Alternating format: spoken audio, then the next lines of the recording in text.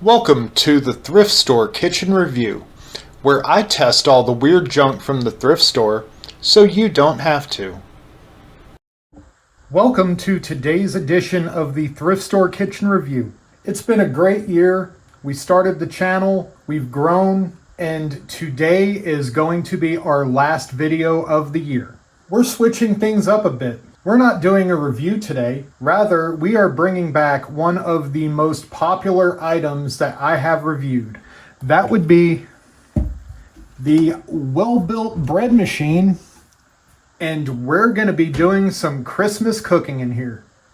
So before we start cooking, I'd like to go ahead and invite you to subscribe to the channel and subscribe to our Facebook and our TikTok, which are both linked in the description below. You're going to want to be a part of our social media and subscribed here because we have some big plans in 2026. Number one, we're cutting our reviews back to, instead of a review every week, every 2 weeks. Why am I doing that? Well, even though there's a lot of products to review, there's only so many products out there. And I don't want to run out of ideas. I don't want to have to review lame junk just to push out content. I want to keep things fresh. But during those off weeks from the reviews, we're still putting out plenty. There's plenty of shorts on our YouTube, our Facebook, our TikTok, and we're going to be doing some new things as well instead of just reviews. Second, in order to get more engagement going, we're going to start doing some giveaways, which are all going to be based off our Facebook page. So if you want to win some interesting prizes, be sure to like and follow over there so you can see how to win them. Anyway, I'm about to get set up here, and we are going to be cooking some panettone. Now, I'm sure most of you are familiar with what a panettone is. They come out around Christmas every year. You can buy them in the store. Basically, it's a tall, cylindrical, sweet bread with dried fruits cooked into it. When I purchased this, that's one of the first things I thought this machine would be perfect for. And the manufacturer obviously agrees because they put a recipe for it right here in the manual. And we're going to try that one.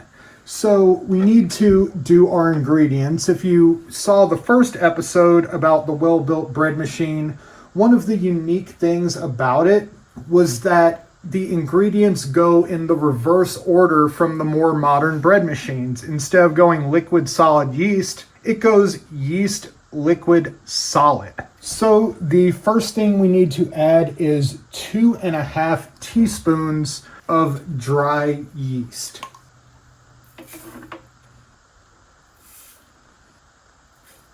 Then we have 2 cups plus a tablespoon of bread flour right here.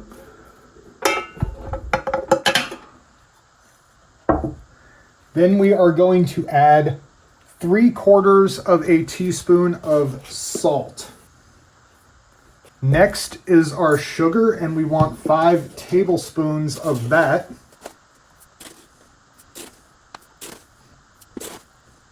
After that, our next ingredient is 3 tablespoons of dry skim milk. After the milk, now we add 3/4 cup plus 1 tablespoon of lukewarm water, 5 tablespoons of sweet butter,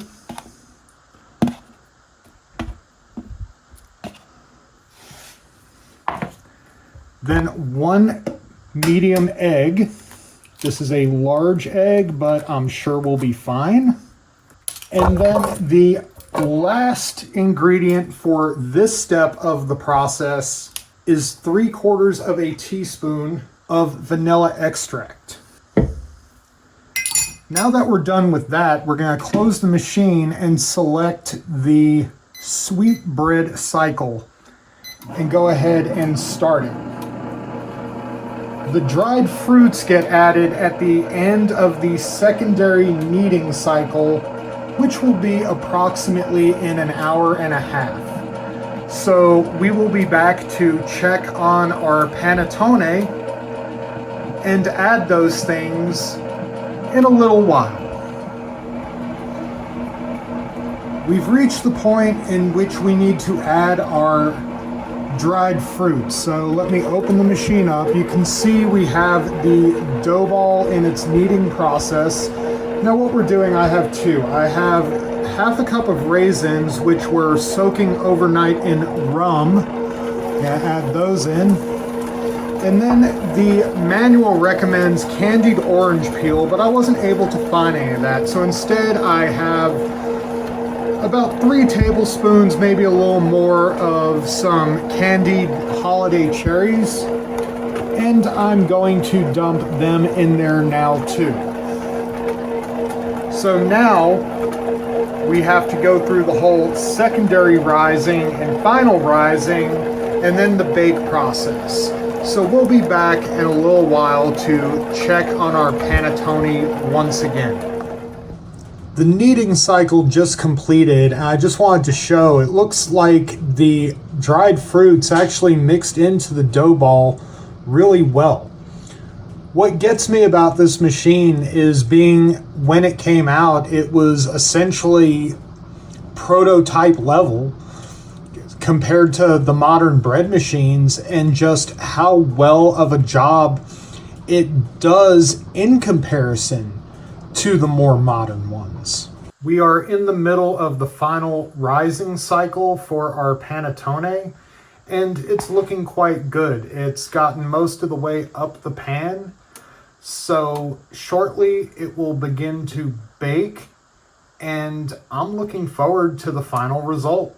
Apparently it began baking a little while ago. With this machine, as I had mentioned in the first video, one of its quirks, even though it has a clock, it doesn't have a timer that shows you which cycle you're on or how much time is left. So again, how I found out it was cooking, I was doing some other chores around the house and I was able to smell it. But that bread is looking quite delicious right now. The timer just beeped, so our panettone is done. You can hear the fan that cools it down is now running. I'm going to open the lid just for a sec. Take a look at that. It looks really good. So after it's had a few minutes to cool, we'll remove it from the pan and cut it open. All right, let's go ahead and remove it from the machine. I'm going to go ahead and unplug it. Have the cutting board right here. I twist the pan. And then I'll put it here so I can move the machine out of the way altogether. That's what it looks like. I got my cutting board. I flip this. There it is. Looks like some of the side of the bread burned a bit, and the other thing with this bread machine, the blade for mixing is still stuck in, so I'm going to have to get that out. There we go. Let me go ahead and cut it open. See how it looks. Got a nice tall slice right here. Yeah, I don't know how the side burned, but I followed the directions.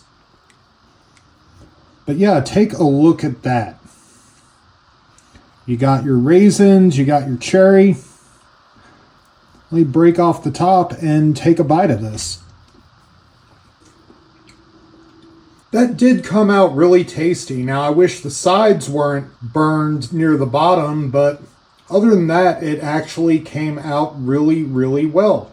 Considering I've never made a panettone, it was quite a fun adventure doing so. Well, thanks for joining us on the last edition of the Thrift Store Kitchen Review for 2025. Be sure to subscribe, follow us on Facebook and TikTok, linked in the description below. Tell your friends about us. Be sure to comment down there in the comment section, letting us know what you would like to see from us in 2026. Get out there and support your local thrift stores, and have a wonderful day.